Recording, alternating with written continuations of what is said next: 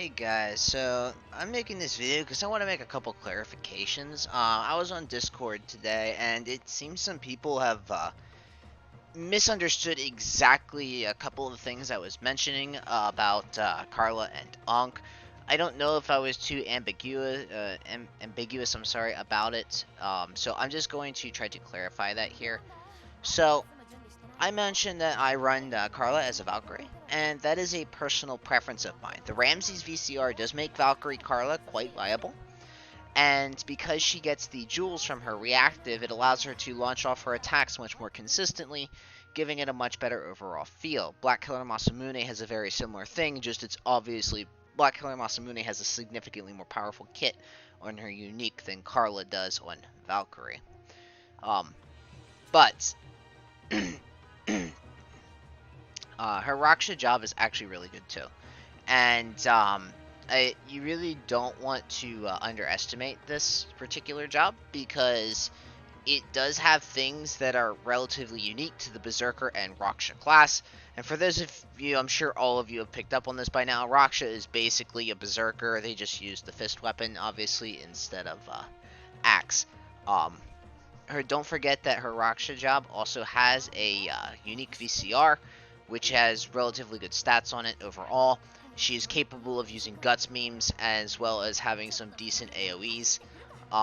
The main reason that Raksha and Berserker fell off in the Japanese meta had a lot to do with HP to damage, in my opinion, and how clunky the kit feels. So, in my opinion, the Raksha kit feels kind of clunky because you have to get hit multiple times, and there are turns where Raksha just does not get hit enough times. And then you can't launch one of your attacks, and it feels super bad, and it feels like you're relying on the enemy too much, in my opinion. And that kind of goes without saying because you are actually relying on the enemy to hit you.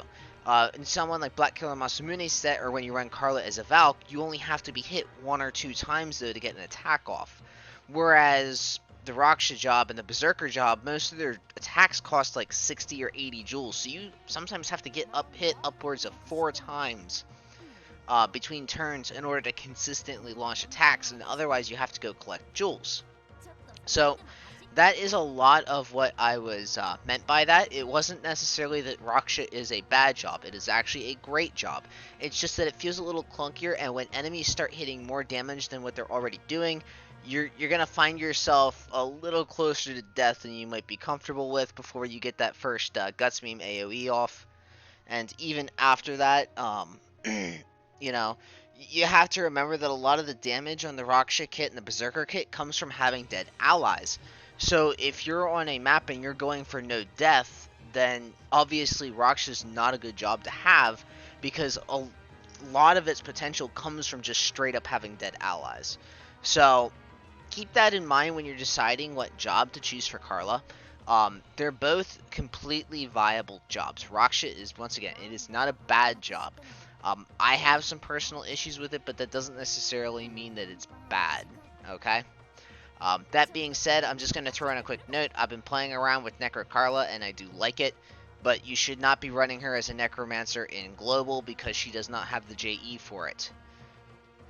Do not run her as a base Necro.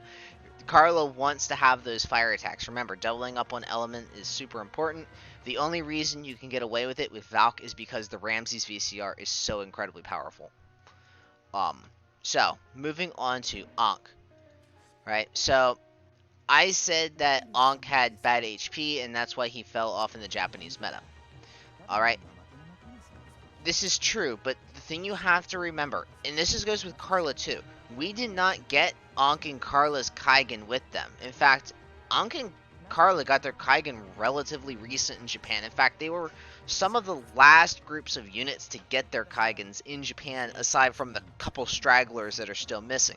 They were really the last parts of the major groups where they Kaigen like a whole bunch of units at once that we got in Japan. So when Ankh was first released, that's back when I actually started in Japan about the same time, Ankh was very good back then, and he deserved his SS status, and his HP was fine for the content at the time.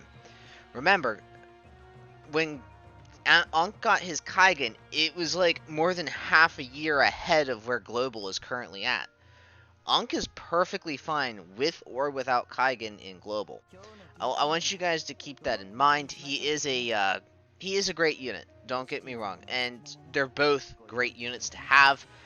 Neither are mandatory though.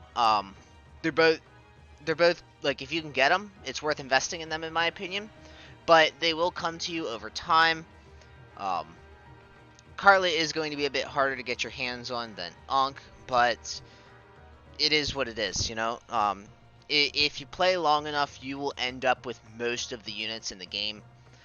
That's just kind of the way the RNG goes. I'm still missing a few things, and there's gonna probably be like a couple units that you just cannot seem to get your hands on. But all in all, Ankh and Karla, they will come around.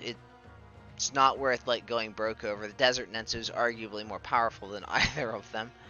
Um, but those are just a couple points I wanted to make about these two, because I feel like a couple people kind of took what I was saying out of context, because I didn't really explain how they got their Kaigens super late and how they fell off because of a lack of Kaigen, not so much that they were power crept per se. I mean, they were, well, maybe not Ankh, but like Karla was power crept to an extent, but that's just because fire in Japan is extremely overloaded with good units. I mean, we've got what?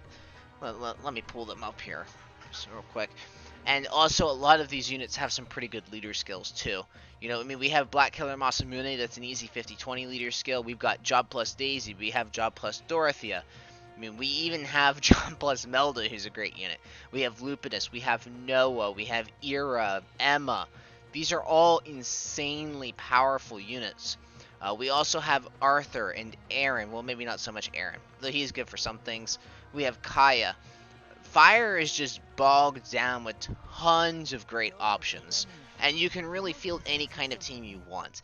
That's the main reason why Karla got power crept. I alluded to the fact the other day that the reason why Unagi was so good in Japan, or at least was perceived as good in Japan, was simply because water at the time was that bad. Like, back when Unagi was like considered like an SS unit on like Tora's tier list, it had much less to do with the fact that she was good, and more had to do with the fact that water as a whole was just in a really bad spot in the Japanese meta at the time. Whereas Karla is kind of facing the opposite situation, where she is good, it's just the fire meta is so great, you don't need her per se. She still does have all the benefits of having a great leader skill, and she's a very solid unit overall. If you do get her, she is worth investing in my opinion. So, hopefully that cleared a couple things up. Just a note in general, when you're choosing a job for a unit, you do have to keep in mind the map that you're on and what you're hoping to achieve by using a unit. That's the reason why on some maps I run like double support. Like if I need to achieve something, I alter my team to meet with the map goals and objectives, and you should be doing the same. There is no best unit in the game. They're all situational units. Some are more situational than others. Like, for instance, I run Courage occasionally. She's a great unit, but she's not part of my main fire team. Whereas Black Killer Masamune is always a great option in almost every instance, unless it's like anti-slash map. Which I think they did that on purpose for the Lust EX and the FMA collab that we got. But, so yeah, you do want to actually think about what map you're running and what you need for that map when you're choosing a job. As far as those, we call them mech ratties here, but the robotic Nensos or whatever that up your percent so you can get a VCR. I currently don't think there are any VCRs in Global that are worth mech ratting at the moment. I mean, there are some that are better than others, like the Ramses VCR. If you have a Kaigen Ramses, that's going to make him really good. But I don't necessarily think it's necessary. Whereas you have units coming up like Yomi and Lamia, where their VCRs are pretty much mandatory if you plan to run them. So do keep that in mind. It's probably better to just hold on to them for now. It's a very valuable resource, especially early. It's not so hard to get those nowadays in Japan, but back in the early days of Kaigen, they were a very valuable resource, and they were used very sparingly. So, yep, thanks for listening to me, guys. I apologize for that. I guess I just wasn't quite specific enough, so I apologize for that. Anyways, guys, have a great night. I hope to see you next time.